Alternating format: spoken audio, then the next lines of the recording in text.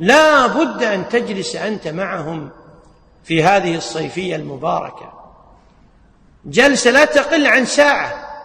تمنع فيها الهواتف الواردة والوسائل المنقطعة حتى تكون وإياهم على صلة، تجلس معهم،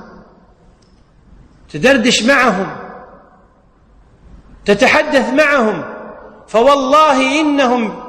بصحبتك أولى ممن يسكنون في خارج بيتك، والله إنهم لصحبتك أنفع من صحبة غيرهم بك. رب العزة سمى الزوجة الصاحبة بالجنب، قال والصاحب بالجنب، فأنت يجب أن تجلس معهم حتى لو ما تسولف معهم، هم يسولفون ما في بأس، لكن لا بد أن تجلس معهم ساعة في اليوم، وهذه الساعة مهمة لتقوية الروابط الأسرية بينك وبين زوجتك، وبينك وبين أولادك، بينك وبين بناتك، بين أبنائك بعضهم مع بعض، وتبعد هذه الهواتف التي قطعت